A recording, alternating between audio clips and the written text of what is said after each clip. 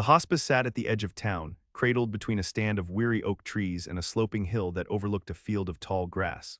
It was the kind of place people only visited when they had no other choice, when time had narrowed down to moments rather than years.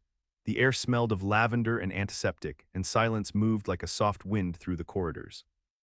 Clara Walsh had just turned 23 when she stepped through its doors. Fresh out of nursing school, her scrubs still crisp and uncreased, she volunteered for hospice care not because it was expected of her, but because something in her chest tugged her in that direction. She wasn't sure what she was searching for, maybe purpose, maybe a piece of herself she hadn't found yet. Her instructors had warned her hospice would test more than her skills, it would test her soul. But Clara had always believed in quiet things, the stillness before dawn, the weight of a hand held at the right time, the way a voice could soften someone's pain more than medication. And so she arrived with her hair pulled back in a neat bun, her heart full of nerves and the kind of fragile hope you carry before the world teaches you how much it can hurt. Her supervisor, Ruth, was a woman of few words and 1,000 gentle glances. She led Clara through the halls with a grace that came from years of walking beside the dying. "You'll start with someone who doesn't need much," Ruth said as they stopped in front of room 9. "He's quiet, keeps to himself, no family comes anymore, been here a while." Clara held the chart in her hands. One name stood alone at the top, Elliot March. "He used to be a music teacher," Ruth added as if that explained everything. "Just speak kindly, don't expect much back." Clara nodded, pressing the chart to her chest. Then she knocked lightly and entered. The room was dim, though sunlight tried its best to pierce the edges of the heavy curtains. There was no sound except the steady tick of a clock and the low hum of oxygen. The man in the bed turned his head slightly, enough for Clara to see the outline of his face. His hair was white and thinning, his skin pale and lined with the map of a long life. He looked at her but said nothing. "Mr. March," Clara said, her voice hushed but steady. "My name's Clara, I'm one of the nurses, I'll be looking after you." He blinked slowly, expression unreadable. "I brought you some water," she said, placing the cup on the tray. "And I thought maybe later I could sit and read to you if that's all right." Still no answer, only the quiet weight of presence. Clara didn't try to force anything. She checked his vitals, adjusted the blanket around his thin frame, and sat by the window for a while, just letting the silence settle between them. The next day she came back, she said good morning, she opened the curtains. She played a few soft pieces of piano music from her phone, watching his eyes close, not in sleep but in a kind of distant remembering. She spoke as she worked, sharing little pieces of her life. Her dog, Max, who liked to sleep under her bed during thunderstorms. Her younger brother, who just started high school and still thought girls had cooties. She told him about the rainstorm that had soaked her on the way in that morning, and how the smell of wet asphalt always reminded her of summers when her father would wash the car barefoot in the driveway. Elliot said nothing, but once as she refilled his water, she thought she saw his hand twitch toward the cup, only to stop. "Small steps," Ruth said to her later. "Sometimes the smallest ones are the biggest." Clara nodded, but doubt tugged at the corners of her thoughts. What was she doing here if she couldn't reach him, if he had already folded himself inward, away from the world? It was a week before he spoke. She had just finished adjusting his oxygen tubing when his voice, rasped and fragile, broke through the quiet. "What's the dog's name again?" Clara froze, she turned slowly, heart fluttering. "Max," she said, a smile growing across her face.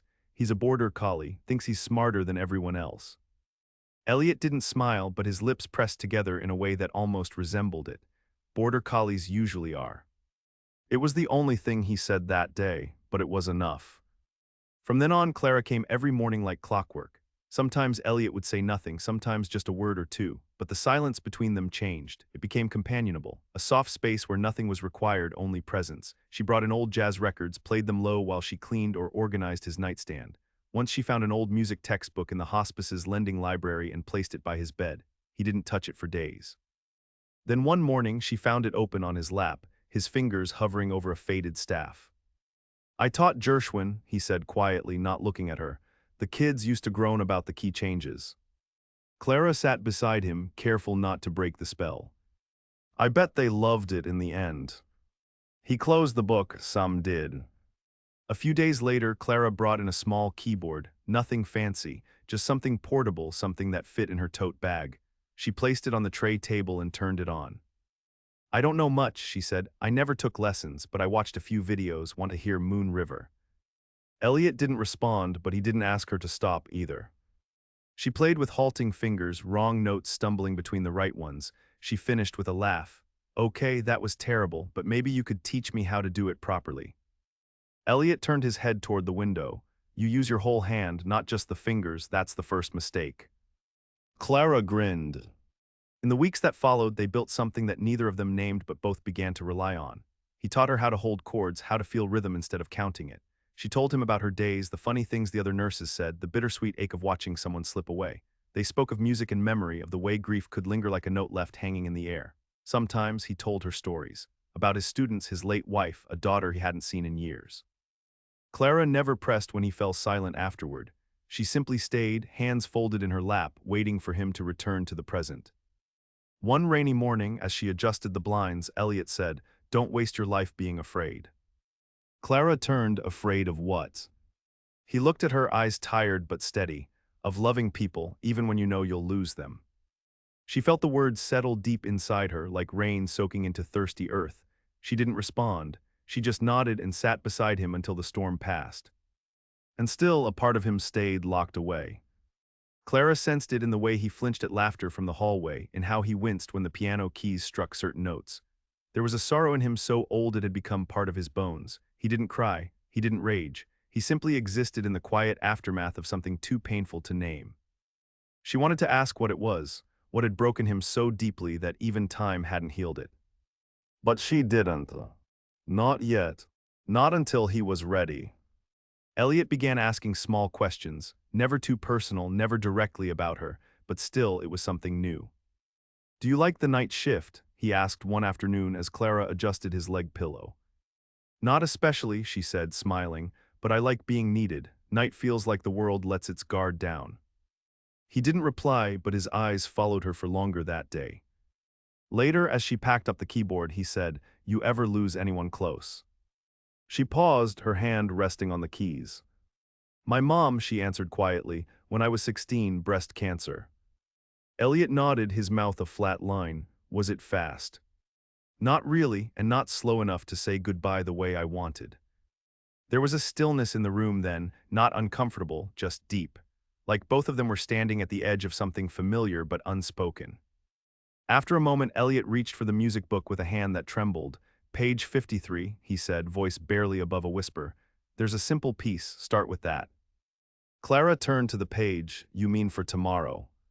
"For now," he said, looking not at her but at the ceiling, "while I can still hear it." She played slowly, more carefully this time. Her touch was softer, more intentional, as if every note might be the last one to reach him. By the end of the piece, he had fallen asleep. From that day forward, something shifted. He no longer turned away when she entered.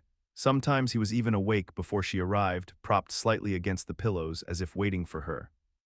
Clara began to bring in things from the outside world, a clipping of wildflowers she found by the road, a newspaper with a crossword puzzle she thought he might enjoy, a small tin of shortbread cookies he barely touched but never refused. One morning, she brought in a photograph. "This is my mom," she said, placing it gently on the table beside his bed. The image showed a smiling woman in her 30s, standing in a garden, sunlight haloing her hair. "I used to sit beside her after treatments. She always smelled like rosemary and vanilla." Elliot looked at the photo a long time. "You have her smile." Clara felt something catch in her throat. She didn't reply. Later that week, she walked in to find him staring at a faded envelope he'd pulled from the drawer. "This was from my daughter," he said, his voice dry and careful. "Sent last year, Christmas card, no return address." Clara sat beside him, waiting. "She stopped talking to me after her mother died," he continued. "Said I disappeared, that I wasn't there." He rubbed the paper between his fingers, worn thin at the edges. She was right. Clara didn't try to console him. She just reached out, placing her hand over his. "I think sometimes people disappear because grief makes them believe they'll break the people who stay."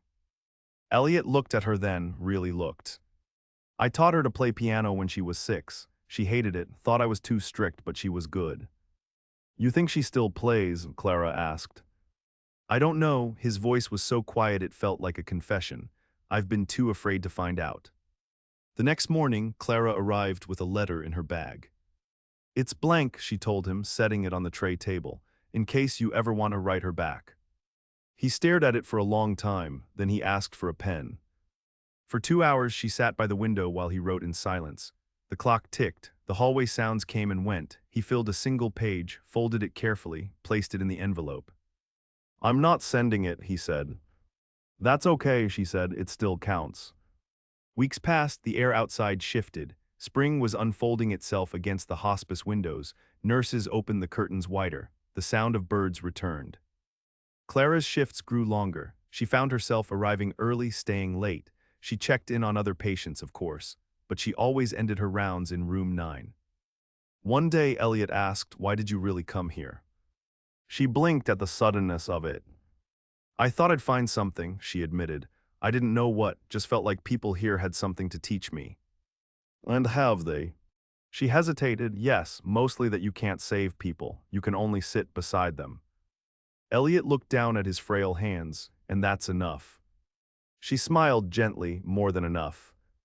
There were bad days too, days when he didn't speak, when he drifted in and out of restless sleep, his body aching and stubborn, when pain settled in his joints like old regrets. Clara stayed for those days as well, reading aloud or simply holding his hand. One night just before her shift ended, she brought in a small speaker. "Remember the song you used to play when you needed to feel okay?" she asked. Elliot closed his eyes, Claire de Lune. She found it, pressed play, the soft piano filled the room. He didn't open his eyes, but his lips moved with the melody, silent, remembering. "I used to play this when my wife was in the kitchen," he whispered. "We never spoke during it, just listened, like it kept the world whole for a little while." Clara sat beside him, heart quiet. "I don't think I know how to hope anymore," he said. "It's like a language I've forgotten." She reached for his hand, warm and lined with age. "Then let me remind you," she said, "one word at a time." He squeezed her fingers, not tightly, but with intent. Hope wasn't something you found all at once. It arrived in fragments. In the touch of a hand, the sound of a remembered song, the quiet permission to feel again. That night as she left room 9, Clara paused at the doorway. Elliot was asleep, a soft breath rising and falling beneath his blanket. On the table beside him, the letter he had written sat with a stamp affixed to the corner. And Clara, heart full and aching, knew that maybe, just maybe, the letter would find its way out after all. By early May, the hospice garden had begun to bloom. Clara started bringing Elliot outside when the weather allowed, carefully maneuvering his wheelchair down the gently sloped ramp that led to the courtyard. The sun made him squint at first, but he never asked to go back in. He sat with his face tilted toward the light, quiet and still, as if trying to remember what warmth felt like after a long, bitter winter. She noticed how he responded to the small things, the smell of damp soil, the wind stirring the chimes above the walkway, the sound of children laughing faintly in the park across the road. Once a robin landed on the stone railing near them, and Clara saw Elliot's expression shift in a way she hadn't seen before, not quite joy, not quite grief, just something soft and unguarded. "I used to plant lilacs every spring," he said one afternoon, breaking a long silence. "Took forever to get them to bloom, but when they did," he shook his head gently, "it was like the whole world forgave you." Clara smiled. "There are lilacs here too, near the east fence. I could clip a few and bring them in." He nodded slowly. They were her favorite, my wife, Nora. It was the first time he'd said her name. Clara said nothing, just let the moment stretch, unbroken, between them. "I don't remember the last thing I said to her," Elliot admitted. "Isn't that strange? 40 years married, and the last words, I've forgotten them." "Maybe they weren't words," Clara offered quietly. "Maybe it was something else, a look, a touch, something understood." He breathed in deep, his chest rising slowly. "I hope so." Back in the hospice room, something had changed. The silence, once heavy, now felt layered, alive. Clara began to find evidence of his thoughts scattered through the space, a note left in the margins of the music book, a short list on the bedside table in his unsteady handwriting. Things I once loved, music, my daughter's laugh, the smell of coffee, her hands. She never asked about the list. She simply watered the flowers she brought in each week, played the piano when he asked, and made room for the version of Elliot that was beginning to reemerge, still frail, still tired, but reaching. One evening, she arrived to find him sitting up, unusually alert. "Would you mind staying a bit later?" he asked. "There's something I'd like to try." Clara pulled up a chair, curious. "Of course." He pointed to the keyboard, then to the music book. Page 79, the duet. Her eyebrows lifted slightly. "You want to play together?" He nodded, a small smile on his lips. "I'll try, left hand only, you take the melody." Clara moved the table, set up the keyboard, and positioned it between them. She adjusted the stand, her hands trembling just slightly. They began slowly, her right hand his left. At first, the timing was off, the harmony scattered like leaves in a breeze, but then something found its footing, a rhythm, a shared breath. It wasn't perfect, but it didn't need to be. When they finished, Elliot leaned back, exhaling. I haven't played with anyone since Nora, he said softly. Clara smiled, not trusting herself to speak. There was something sacred in the moment, as if they'd opened a window and let something long forgotten drift in. In the following days, Elliot grew weaker. It was subtle at first, a longer pause before he answered, a slower walk to the garden. The piano remained closed. Clara didn't ask why. She simply adjusted, staying longer, speaking less, her presence growing quieter in a way that still filled the room. One morning, Ruth pulled Clara aside. Her voice was low, steady. His vitals are changing. I don't think we have much time left. Clara nodded. She'd known it too, not from the charts or the monitors, but from the way Elliot had begun saying goodbye in pieces. Folding shirts that didn't need folding, looking out the window longer than usual, pausing at the start of every conversation like savoring the first words. That afternoon, Clara found him awake but silent. His hands rested on his lap, and something about the way he sat reminded her of someone waiting for a train, suitcase packed, eyes on the horizon. Can I read to you? She asked. He nodded. She chose a book she'd found tucked in a hospice shelf, its spine worn from years of fingers and time. A novel about quiet places and people who found each other after great loss. She read aloud for an hour, her voice even calm. When she looked up, Elliot was watching her, his expression unreadable. I was wrong, he said finally. Clara set the book down. About what? Hope. I thought it had to come all at once, like a sunrise or a second chance, but it's slower than that. It's you coming back every day. It's the sound of a song played with one hand. It's forgiveness written in a letter that may never be sent. Clara swallowed hard. You gave it room to come back. He reached out, his fingers brushing hers. I'd forgotten how to feel it, he said, until you. She stayed with him long after her shift ended, her hand still in his. They didn't speak again that night. There was no need. The next morning, the letter was gone from the bedside table. And when Clara looked at the address book in the drawer, she saw a single name circled in pencil, Delia March. Her number was written beside it. Elliot didn't mention it, and neither did Clara. But later, when the hallway phone rang and Ruth answered it with a soft, startled intake of breath, Clara knew. His daughter had called. That afternoon, Elliot asked for the window to be opened. It's too cold, Clara warned gently. I know, he said, but just for a minute. She helped him sit up. The breeze that entered was sharp and clean, scented with soil and distant lilacs. He closed his eyes and smiled faintly. She used to stand like that, he murmured, on Sunday mornings, just breathing in the air like it was music. Clara said nothing. She simply stood beside him, breathing in too, a quiet witness. They stayed like that until the air grew too cold and the sun began to dip behind the trees. Later, when she tucked him in and dimmed the lights, he whispered, "Thank you." For what? She asked, brushing a strand of hair behind her ear. For staying, even when I was half a ghost. You were never a ghost, Clara said. You were just waiting to come back. He closed his eyes then, his breathing slow and even. Clara remained by the door a little longer, listening. Outside, the wind stirred the chimes, and somewhere beyond the trees, a robin began to sing.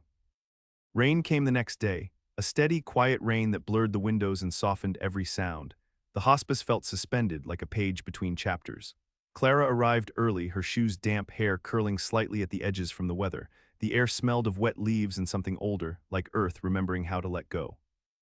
Elliot was still asleep when she entered. His breathing had changed, slower, shallower, a kind of rhythm that spoke of nearing thresholds. Clara adjusted the blanket around his shoulders and stood beside him, hands at her sides. She wasn't sure what to do with them anymore.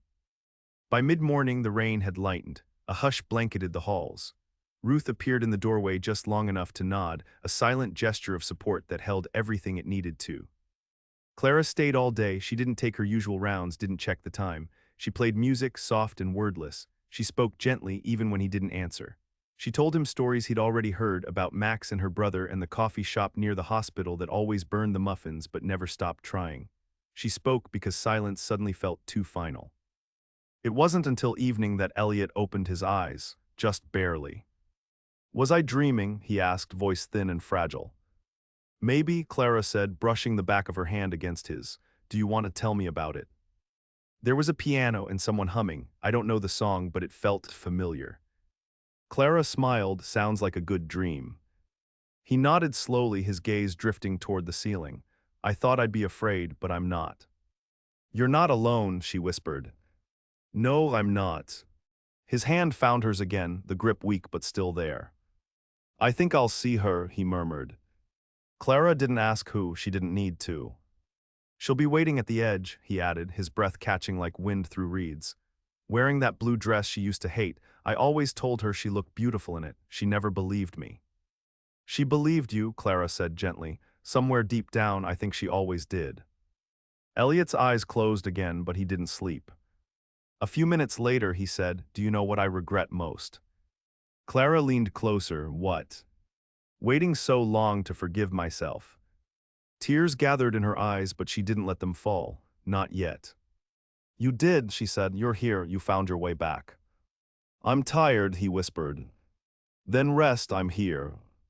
He didn't respond, but his fingers stayed wrapped around hers until they slowly slackened. That night he slipped into sleep so gradually that it felt like another song, one with no sharp ending, just a gentle fading out. And when morning came, the nurses found him peaceful, his chest still, the faint trace of a smile resting on his face. Clara stayed after her shift ended, sitting beside the bed long after they had prepared the room. She folded the blanket carefully, smoothing out each crease. She packed the keyboard, the music book, the short list he'd left behind. But she kept the letter. Ruth came to find her, her voice low. Are you all right? Clara nodded, though her eyes burned. He wasn't afraid. No, he had you. Clara looked out the window. The sky was soft and pale, a thin light washing over the field beyond. The first lilacs were blooming by the fence, their color rich and stubborn against the gray. A few days later, Clara called the number circled in Elliot's address book. The voice that answered was cautious, tired. Hello. Hi, my name is Clara Walsh. I was with your father, Elliot, during his time at Rose Hill Hospice. A pause, then slowly, did he ask you to call? No, but he wrote you a letter. I thought you might want it.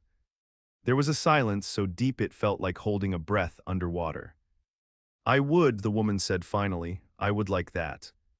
Clara mailed it the next day. No note, no explanation, just the letter sealed with care, addressed in her neat handwriting. She placed it in the mailbox and stood there for a moment longer than necessary. Later that week she returned to work. Room 9 was already being prepared for someone new. The bed stripped, the air aired out, the space waiting again. Life moved forward, quiet and relentless. But something in Clara had changed. She began volunteering more hours, not because she felt obligated, but because the work had taken root inside her. It wasn't just care she was offering, it was witness, presence, a kind of love that asked for nothing in return except to be let in. One afternoon, a new patient arrived, middle-aged, withdrawn, didn't speak much. Clara knocked before entering and stood in the doorway with a soft smile. My name's Clara, she said. I'll be here if you need anything. He didn't respond. She stepped inside anyway. And just like before, she stayed. In the garden, the lilacs reached higher each day, their scent drifting on the wind. Clara sometimes sat near them after her shifts, letting the breeze carry pieces of music she could almost hear, not the melody of morning but of something quieter, a return, a forgiveness, a remembered name spoken gently into the dusk. Hope, she had learned, wasn't loud. It didn't arrive in thunder or bright declarations. It was in the sound of a piano played with one hand. In the way someone asked about a dog's name. In the last letter someone was brave enough to write. Summer came in with a hush rather than a blaze. The heat settled over Rose Hill in gentle waves, never too harsh, never too insistent. The windows stayed cracked to let the breeze through, and the walls, so used to grief, began to hum with the quiet rhythm of life still happening. Clara kept coming back, not just out of duty, but out of something deeper that had taken root during those long hours in room 9. Something that had grown slowly, like a note drawn out across a bar of music, held long enough to mean more than the melody around it. Elliot's daughter Delia sent a letter a few weeks after his passing, handwritten on thick paper. Clara read it alone, sitting under the hospice's old oak tree. Dear Clara, I wasn't expecting his letter. I wasn't expecting anything, honestly. I've spent years trying to forget how angry I was, how much I wanted him to reach for me. When the letter came, I nearly threw it away. But I didn't, I read it, and for the first time in years I heard his voice, not the one from when I was a child, but the one that had learned how to be sorry. He didn't ask for forgiveness, but somehow he gave it to me. Thank you for staying, for being the kind of stranger who loved him back into himself. With deep gratitude. Delia March. Clara folded the letter carefully and tucked it between the pages of her journal. She didn't need to show anyone. Some things were meant to live quietly in the folds of the heart. As weeks turned into months, Clara found her way deeper into hospice care. She enrolled in additional training, took on more patients, especially those who reminded her of Elliot, not in age or story, but in the quiet way they carried sorrow, in the way they'd folded in on themselves from a world too loud or too lonely. She noticed things more now, a twitch in a jaw that meant pain before it was spoken, a glance toward a window that meant someone wanted to feel the day. She learned when to speak and when to simply sit, when to hum softly while adjusting a pillow, when to bring music and when silence was the greatest kindness. And still there were hard days, days when someone she'd grown to love slipped away in the middle of a conversation, when families wept in the hallway, when rooms that had once pulsed with breath and story were emptied and made sterile again. But even then, Clara stayed. She held trembling hands, she whispered final words when others couldn't find them, and always she remembered Elliot. One late afternoon, she found herself in the garden again. The sun had started to sink low, painting the sky in watercolor hues, lavender, blush, gold. The lilacs were in full bloom, their scent thick and sweet. Clara sat on the bench, her eyes closed, listening. Footsteps approached. Ruth sat down beside her, brushing a curl of gray hair behind her ear. "You've been quiet lately," Ruth said. Clara nodded, just thinking. About him. About a lot of things. They sat in companionable silence for a moment. "You made a difference," Ruth said after a while. "I don't know if that's true," Clara replied. "It is," Ruth said firmly. "He came in hollow, but he left whole." Clara swallowed the ache in her throat. He never said goodbye. Ruth turned toward her, eyes kind. "Some people don't need to, they leave something behind instead." Clara nodded, the breeze tugging gently at the hem of her scrubs. "I still hear his voice sometimes," she admitted. "That's how you know it mattered," Ruth said. That night Clara walked back through the hospice hallways with slower steps. She paused outside room 9, the door was closed. A different name now rested on the clipboard, a different story being written inside. But for a moment, Clara let herself remember. The way the light had hit the sheets that last morning. The soft echo of a piano played in halting rhythm. The man who had once believed himself beyond hope, learning to feel again through the smallest acts of care. The following morning, Clara brought the small keyboard back with her, not for anyone in particular, just to have it there. She placed it in the break room, beside the flowers and the bulletin board, and every now and then someone played. A nurse on her break, a patient's grandson clumsy with excitement, a janitor alone at night with no one watching. Music filled the halls again, not constant but present, like memory, like grace. Years passed. Clara stayed at Rose Hill longer than she'd ever imagined. She grew into her role, into herself. Not everyone remembered the quiet young nurse who once arrived with more nerves than confidence. But some did. And those who stayed long enough saw how she always lingered a little longer in the garden, how she touched the piano keys before every shift as if saying hello to something she couldn't quite name. One spring, a new nurse asked her why she had stayed all these years. Clara thought for a long time before answering. "Because someone taught me that even when a person forgets how to hope, it can still be returned to them.